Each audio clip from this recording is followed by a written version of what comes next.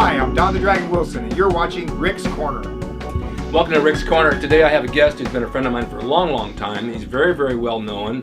He's been a kickboxing champion. He's an action film actor. He's done a ton of movies. Aside from that, he's probably one of the nicest guys I've ever known, and he's very giving about himself and his time, and he was very nice about coming over here and talking to me. I'm really happy to have Don the Dragon Wilson. Well, thank you for having me, Rick. It's my honor to be on the show and pleasure to speak to your audience. I tried to get you many, many times, and it took for me to go through your brother to get you over here. Well, we were talking about that before the show started. Yeah. About sometimes it's better, you know, they refer to me in Hollywood as the talent. And now that may be a loose term when we're referencing me, but a lot of times to get them to show up on time at an event or at an interview or something, they have a manager, as you know, or an agent or something that arranges it. Oh, of course, yeah, of course. And my brother's done that pretty much throughout my career as a fighter, and even as an actor, he helped finance my move out to LA. So, you know, he's always facilitated things like this. He made it happen, so that's a good thing. How old were you when you got into boxing? What was your desire? What took you into that? Well, it was kickboxing, but it was 1974 was when I started, and my brother promoted the very first fight, full contact karate they called it, in the state of Florida. That was in Orlando, Florida. And I was 20 years old at the time, had been studying martial arts for a few years, Kung Fu and Goju, Japanese karate. And they were I was one of the pioneers of professional martial arts fighting in America. Okay. And so from that level, you went to compete? Yes. Well, actually, in the very beginning, it was just something to do for my training. In other words, I could actually punch and kick somebody for real. Okay. Before that, they had what they call point fighting, which is similar, if you want to compare it to another sport.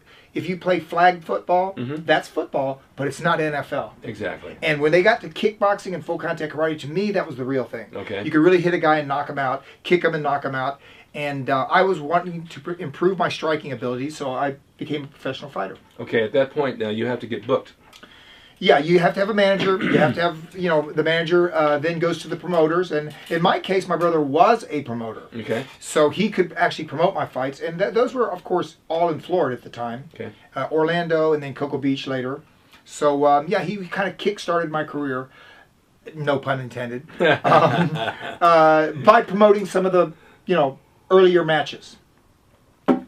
When you get to that level and you're fighting and you're winning and you're fighting and you're winning, it takes a lot of, it's not social media then at that time because it wasn't then, but you got to get your name known to where you can start getting money and getting out and making money at it. And how do you get to that level? My brother actually, he had a pretty good in there. James was a publisher of a magazine, several magazines in martial art community. Okay. And so he knew the press and how to deal with the press. And basically we started getting articles in beginning in the local newspapers. Okay. And from there it went to the martial art magazines because that was the way you got known. There was no internet there was none of that. We're talking 1974. Yeah, yeah. And eventually we got into a position where my brother was a big enough promoter. In fact, he promoted the first fight ever televised on ESPN. 1979. Oh, I didn't know that. And yeah, and I was the main event, but that was in 1979, first fight ever televised on ESPN. And, from that time on, ESPN's become a huge success. Correct. I think they've got like 3 of them now, don't they, or something like that. But, yeah, he was one of the original promoters of fights on ESPN. And I kind of came up through the ranks due to my brother's, management. When you do something like that, you start to build a following, of course. And you build an audience, and then people come to see you, and then the audiences grow. And as promoters, other than your brother, you had other promoters. Yeah. And they know they're going to fill the seats with fans, right? Yeah, but what they do is this. In a fight game, you probably didn't understand this in little wrestling. When you start winning, what happens is there are other promoters doing the same thing. Sure. Like there's a promoter, let's say in New York, he's building up a fighter. And at a certain point, it becomes interesting to the audience if I leave my area of Florida and go to New York and fight him in his backyard. Right. A lot of fighters didn't do that though. They stayed in their little areas where they had control over the judges and the rules and the referee, and the audience was in their favor. But I traveled. I fought the German champion in Berlin, the Italian champion in Rome, the British champion in London, the Thai champion, at that time stadium champion in Bangkok. I built my reputation by going to their backyards and knocking them out. And then you started getting magazine coverage and covers. Yes, more and more it started building up. Of course, mainstream, my exposure is all from the movies. As you said, I started my first film in, I played a bad guy in 1982, Chinese film. And then in America, in 1988, I did Blood Fist. Okay. And that was my crossover into... That was a big film. For direct-to-video, or actually it was not direct-to-video, No, it was actually theatrical. Yeah, it was. You're right. For me, MGM released the video based on the fact that it was successful as a theatrical release. That, again, really started my career in the movie industry, was Blood Fist. Well, it's kind of a twofold thing. You're seen in films, and people know you, and then they want to come see you fight. Then they see you fight, they want to come see the film. So it just parlays itself into more and more and more. And you did a lot of films. Well, I've started in 30, but I've appeared in many others. You know, I in fact more and more now I'm doing the cameos. I was kind of against it because it was a new business for me in the very beginning. Yeah. So I thought, wow, I'm going to get overexposed. I would shoot 5 films, completed films, in 13 months. I did that once. That was my record, though. And Entertainment Weekly did an article on me, and I spoke to them, and they said, to their knowledge, for American films, it had never happened. No American actor starred in 5 films, all the same genre. Now, you can appear in films if you're a character actor, many films, more than 5. Of course. But to be the star that's in the same... Right, and they were all 5 successful. In fact, all 30 of my films have been successful. And we worked for one of our favorite directors, Fred Olin Ray. Fred Olin Ray, who is Fred. I work with all the king of bees. Yeah. Roger Corman and Fred Olin Ray. Yeah. They're both known for their prolific independent features. Well, Fred, and we're very good friends with Fred outside this film business as well, got into pro wrestling, and he started to... He had a lot of fun with that. He had a lot of fun, and he ran some shows, and he videoed some shows, and he put a DVD out, and he had a good time. But as a director, I always enjoyed him, and even Luke Perry says he enjoyed him because boom, boom, one shot done, next, just move on. Oh, he is great. He gets the job done. He's directed me in 2 features. Yeah. I was happy with both of them. And look, this has never happened to me in 30 years of the business. And I guarantee you there's very few actors, if anybody, that happens. Fred had a shooting schedule. And we planned on shooting the movie. We had this many days, and the producer had provided the money. Fred was directing it, and we finished 2 days early. That's unheard of. No, when do they do that? They never do that. They rescheduled a few things and said, you know what, we don't need the extra 2 days. Now, you hear about guys going over budget all the time. Yeah. Right? We got to add more days because we didn't make our day. But Fred Olin Ray, he did a movie called The Capital Conspiracy with me, and we finished 2 days early. Was I in that? The Capital Conspiracy was the one when we had a fight inside of an airplane. That's right. I always forget the titles. I've done Capital Conspiracy. Well, you know what? It was called Profit. Yes, it was called Profit. On the script. Right. But when it was released, actually Roger Corman did the domestic release, and he renamed it The Capital Conspiracy. I've done 12 movies for him. All the titles have changed. Well, no. You know, when you sell the rights, every country is allowed to change the title because they know their own market. They can call it Blood Fist if they want. They can call it... one of them called it The Bloody Fist or something. But I didn't know that. Yeah, I did a movie called Ring of Fire, and I thought maybe there would be something legal that producers would complain about. Ring of Fire was released in Germany as Blood Fist Fighter 2, as if it was a sequel to the Roger Corman movie Blood Fist. And I guess it was legal in Germany to do that. They could just call it. Yeah, so it is not uncommon that they changed the name of the movie. Okay, then on top of this, now you were training down at Gold's Gym for quite a while with a trainer. Yeah. Dave Sinnott. Dave Sinnott, right. I believe he's the one who introduced us. I wouldn't know you on the street having not met you. I'm sure Dave introduced us. He did. He's a wonderful guy. Great guy. And we did some Dragon Fest. Yeah, Dragon Fest. I missed that event. Yeah, we were there. But your training, what I want to talk about with you and your kickboxing, but you also had weight training. How did you incorporate the weight training into your kickboxing? What kind of a workout did you use for that type of thing? Well, before I was a kickboxer, I played football. I was the MVP of my high school football and basketball teams. Okay. So I weighed 205 when I was in high school. I weighed 205. And it wasn't because I had a big stomach. I mean, I was fat. I ran track. I played basketball. Mm-hmm. It was muscle. I used to do my bench. I remember I would do 5 sets of 5 at 315 was my bench. That's good. That was and that was when I was, 17. Yeah. So, I was much bigger and stronger then. And so I started with weight training. I started losing the weight when I started wrestling in college. Okay. I came in at 190. I ended up wrestling 167. Big drop. Well, if you know anything about wrestling and you don't lose the weight the right way, one of the things that I used, and I had to go to a doctor about it, I would take X-Lax. Oh my God. Yeah, because it got all the water, the fluid. Yes, and then one day, here's when you find out you're doing something bad. I'm sitting in a movie theater and my back, I thought it was my back was hurting me. It was my kidneys. Oh my God, I was you're dehydrated. I had agony in the back, and when I went to the doctor, he couldn't figure out what was going on with me. He's doing tests, and he goes, I'm not really sure what it is. And he said, well, tell me what you're doing. What is your lifestyle? What are you eating? And I said, well, I take a lot of X-Lax to lose weight. I'm a wrestler. And that immediately he knew what the problem was. Dehydration? Well, everything was going through the kidneys. Yeah, sure. Everything was going through the kidneys. My kidneys were in pain. It wasn't my back. Mm-hmm. If you think you got a back problem, I would suggest everybody, make sure it's not. Well, that's very true. That's very true because you don't know, and dehydration is one of them. Your kidneys dehydrate and nothing functions properly. But anyway, I fought at I wrestled. I don't want to say fight. I wrestled at 167 because we thought that in the dogma of the day for wrestlers is keep losing weight, get the lowest weight you can sustain. Turned out I wasn't very successful at 167. I went back up to 177, started pinning guys, started winning.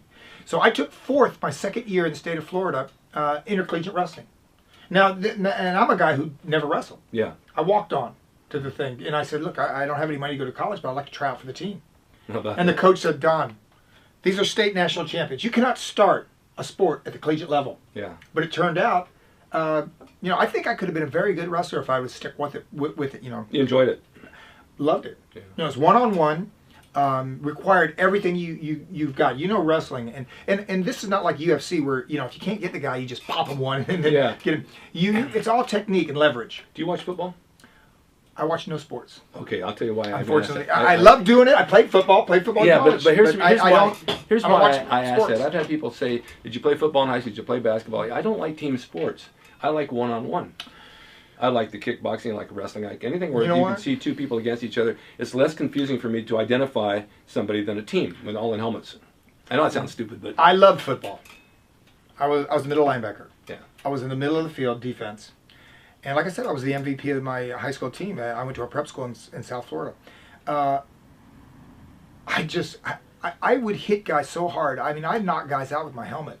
I had gouges in my helmet. And they kept saying, Don, you need to replace that. It's not even barely red anymore. And I said, no, because when I would do the coin toss, the other opposing team's players, they look at my helmet, they see all those gouges and all the paint scraped in it. And my helmet's supposed to be red. You're an accident coming there. No, they know that I'm going to put that head right on them, which is what I did. Yeah. So I told the coach kept saying, Don, it looks ratty. And you're walking out there, you got all these gouges and stuff in your helmet. I said, no, leave it. Yeah. And I knew. They were looking at me, and I'm sure they're probably thinking, man, they got to replace that helmet. Yeah, that's but then funny. The secondary thought is, he got that helmet messed up by hitting guys in the head. That's exactly right. And I think I was, for the size. I mean, today I weigh 205 as a senior. That'd be very small. Yeah. What do you weigh now? Right now, walking around weight is about 185. You're nice and lean. My fighting weight is 175, though. I mean, Okay. But if you tell me I've got to fight next weekend, I'll dehydrate. I'll make that weight. I'm ready. How tall are you? 6 feet. Yeah. You're making me feel short. My wife says 6'1". I think you're 6'1". I think. You know what? I know this. No, seriously. I'm in the ring. I'm in Caesar's Palace fighting, and they say that Curtis Crandall, the Cowboy Crandall, 6 feet. Then they say Don the Dragon Wilson, 6 feet. I'm standing there looking down on him, and they go, I guess you could say Don stands a tall 6 feet. Yeah, you're 6'1" at least. You still training with weights now? Yeah, occasionally. I mean, I'll hit, and I don't do it the right way, which is, isolate certain muscles and do it different days. Yeah. I'll just hit everything maybe once or twice a week. Just a little bit. I put a little weights on, and I'll just hit everything. Because I look back at when I was a wrestler, you use everything, and we would wrestle every day. Okay. So I didn't think, since I'm not trying to build up as a bodybuilder, I just want to get a little firmness and a little bit of cosmetic training, really. No, I understand that. Just for movies. How's your diet? What do you eat? Well, I'm good when I'm in LA, but I do a lot of traveling, and I eat everything when I travel. Do you? I mean, I'll order dessert, and I'm sure you don't do that. Yes, I do. Yeah, give me the cheesecake. Yes, I do. When I travel around, I will abuse my diet. I'll get dessert now with my girlfriend because she said we always have to have dessert, and she's in top shape. I mean, she's a runner, but she says, "Just split it. It's not the same." And it's true. It's not the same. You split it with somebody, you're not doing too much damage. No, first of all, we around the world are known to be the fat people. Our country. There are people, I go to the Cannes Film Festival, they point at let's say, a buyer or an exhibitor, and they go, it's probably an American because he's got a gut. We're just known. Our whole society is known to be the fat people. I know that. It's true. And there are portions. You can call it a normal portion or the American portion. They're almost starting in restaurants overseas, saying, because Americans will look at a plate of spaghetti that a European will eat, and they'll say, "Where's my spaghetti? I'm being ripped off." They want it piled like that. Of course. And yeah, the rest of the world is learning that, especially at the Cannes Film Festival, because they're preparing for the Americans to show up. Right. So they're having on the menu the American portions. There's a lot more food. Well, yeah, we're eating. No matter what diet you make, if you're even just saying, "Oh, I'm gonna be on a protein today with a little bit of carbs, whatever," the portions that we're eating are, I think, excessive. Yeah, I mean, even if they're eating good, we're eating too much. I go up here to Sharky's sometimes for lunch. I get a little salmon, a little rice, but it's not a lot of food. And I think my calories aren't as much as they used to be, so I've tried to increase my protein. And I jumped up 3 pounds this week because I increased your my metabolism protein. is much lower. All of us, as we age. I'm not aging. He's getting younger. And we established that. You're going back. I'm not going into aging. Are you working on film now? Well, I'm in what they call pre-production on Right. one and post. I was working post-production on another, which was my brother's film, The Martial Art Kid, family film. Let's talk about that for a minute. Well, it is my brother's idea. He produced it with Michael Baumgarten, who is the writer, director, producer, and Cheryl Wheeler, who is the one of the producers, and Robert Goldman, Dr. Goldman. He's the producer. We've got a pretty good group of people initiating the movie, the producers. Okay. And then the casting was all done right. They had the martial art kid is Jansen Panettiere, who sister Hayden Panettiere is the TV actress. I don't know if you know Hayden, but the other actor, his girlfriend in it is Catherine Newton. She's 17 years old, and she starred in Paranormal 4. Grossed 130 million, and Bad Teacher with Cameron Diaz. Oh, sure. Another 100 million grosser. Sure. So she's pretty much box office young teenager star. Is this film done now? It's done. It's done.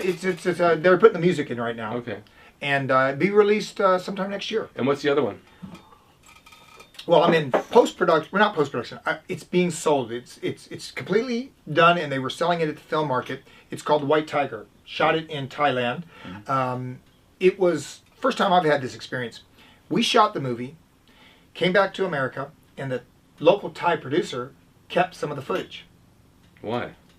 Money. Basically, was they held you extorted. up. So not me. No, but the still. producers, the money. So they hired lawyers in America and lawyers in Thailand, and 2 years later, they got the footage.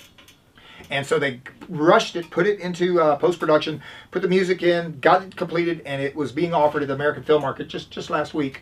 It's the first time it's going to be seen is next year. White Tiger is the name. So that movie is done, coming out, and now I'm working in pre-production on a movie called Blood Raid, which is my version of The Expendables. Oh, that sounds great. It's going to have all the B-movie guys. Everybody who's ever said a word of dialogue. As a matter of fact, if you're going to grace me, yes, he may be one of the vampires. He may be one of the bad guys.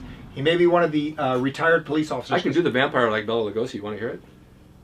Let me have a bite of your neck. That works for me. That works for me. But I don't know if our audience will know who Bela Lugosi is, unfortunately. 1930s. These movies are made for 16-year-olds. Okay. Well, that would be just that you're younger than me. Your brother and you have a clothing line? Yes, I'm wearing one of the shirts. I Okay. chose this one. This is one of the Cynthia Rothrock ones. But Yeah. it's Dragon Traditions, or Traditions. And we are offering this to everybody, I mean, the general public. But really, it's to satisfy a kind of a vacuum of top quality shirts for traditional martial artists. You know, they have Tap Out and Affliction and things for the MMA fans, and for the young guys.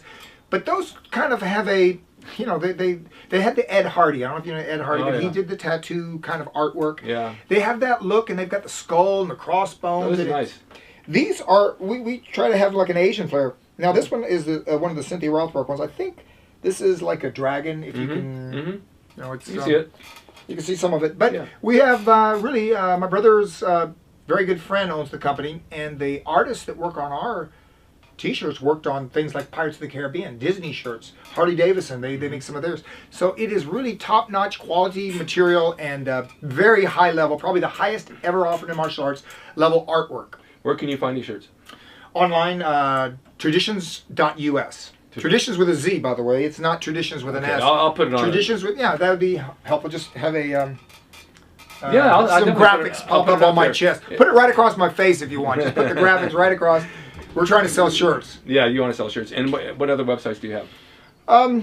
You know, we have Facebook pages, basically. Okay. There's a Traditions Facebook page, Okay. and we love it when somebody buys a shirt, posts the picture, we Oh, put it that's up great. and thank them. That's yeah, great. we put them in the main, advertising for the company, which is Facebook. Yeah, you guys buy a shirt, Yeah. you get your picture on there with Don. That'd be Absolutely. great. And also, we have the movie, The Martial Art Kid, has a site up on Facebook as well. Okay. So you can go The Martial Arts Kid, and you can see behind the scenes. You can see the video. The trailer is up. You can go to YouTube and just see The Martial Arts Kid trailer 2014. I believe it'll say. Yeah. But anyway, it will be out next year. But just watch it on YouTube. It's the first full trailer we've made. There will be more coming out, but this is the first one. So people can reach you through Facebook if they want to send you. Yeah, absolutely. And you know what? I got those 5,000 followers. I didn't know that there was a limit. There's a limit. I'm a little bit slow in the social media, so I would just say yes to everybody who asks, and all of a sudden, boom, it hits. Yeah, I know. And I know. So then I found out though, if you're a follower, and mine is open, which it is, there are no. It's not a personal site. It's just for the public. Yeah. So I've got thousands. I've got more followers than. Followers are it's the same thing. I mean, they can it's the same communicate, thing. but they can follow what you're doing and they can Of see what course. you're doing. Well, I just want to suggest, if you go to these websites, look at the shirts, buy something, and you get your picture and send it in for that, and have it put up on Facebook. I mean, it's a great thing. I wanted to plug one thing though. Yeah. That I just went to a screening this week of a movie. It's Scorpion King 4, Right. Quest for Power. That's right. You mentioned It's it. produced by Universal Studios. A good friend of mine, known many years. Michael Elliott produced and directed it for Universal, and stars Will Kemp and Victor Webster, and it's a great, fun action film. I just want to give them a good plug. The DVD will be coming out, I believe, in January 2015. So they can see the trailer though for Scorpion King 4: Quest for Power. You can just go to YouTube and the trailer's up. Okay, and one more question. Are you done fighting? I'll fight tonight if they got cash in the parking lot. I signed a fight actually, Rick, last year. Did you? I signed the contract. They paid me to come do the press conference. I did it.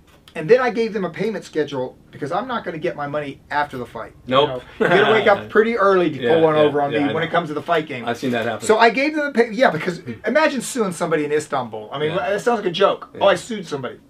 But he missed the first payment, and the promoter came back and said, well, we'll pay you all the money 2 weeks before the fight. Okay. Now, the press conference was in May. The fight is going to be March. The fight's going to be in September. I'm going to train all those months with no money. And what happens if 2 weeks before the fight, they still don't have the money? Well, I'll tell you what happens. I I'll tell you what happens. You trained for yourself and you enjoyed it and you got in good shape. Look at it that way. you know what? I'm not that. Right? To actually train for a fight Yeah. is a different thing, though. I understand. I do work out for fun. I work out when I'm training for a fight. It's a maniacal workout. Yeah. I used to run 9 miles a day, 6 to 9 miles. A short day would be 6 miles. I'd do that as soon as I woke up. Then I'd go in the gym for 2 to 3 hours every day, Yeah. 7 days a week. Not once or twice a week, every day. And that's a different change of lifestyle. I'm an actor now. Yeah. I'm not really a professional athlete. Yeah. But I would have changed my lifestyle to fit that professional fighter lifestyle if they had fulfilled their contract. They didn't come up with the money, and I am still a mercenary. Yeah. I don't fight for free. You're right. Well, no, you And did. that's why I pulled out. But tell you the truth, I'm 60 years old now, and How old? 60. I just thought you turned 50. Oh, I wish. Are you really? I'm 60. Oh, my I'm 60. God. I turned 60 in September. You look great, man. I feel good. Yeah. And I was pounded on for 28 years. Remember, Yeah. the top kickboxers were punching and kicking You me. got no wrinkles. Well, I've got wrinkles, but a lot of people said, you look like you did in high school. I said, no, I don't, but I weigh the same. Yeah. That's where everybody changed. Oh, my God. All my high school friends I remember gained talking to weight. you, that you said, I'm turning 50. I'm going to have one more fight. Now, has it been that long? Well, that's a long time. Yeah. I did fight. been almost like 10 I fought years. at 48. My last fight, I was 2002. I'll be darned. Yeah, Time it's just been goes a while. Time Yeah. goes too quick. Yeah, it is moving at warp speed now. I think after you hit 50, it starts, No, forget about it. Yeah. Well, I want to thank you for being here. This has been a real pleasure. Thank and you I for want to thank inviting brother James. James is a wonderful man. I run into him all the time. He's very talented. He's a good guy, and he's a pleasure to talk to. And he's a good brother to you. Of course, he's right where he should be. He's right behind you. Behind the camera. Yeah. He's only Wait a started. minute, wait. I think he's sleeping. No, Yeah. no, he's laughed. But thank you for being here. Yeah, thank you. And we'll get this up for viewers so they can follow you and watch you. And Don the Dragon Wilson's a real pleasure. And thank you guys for watching. Stay tuned for the next one.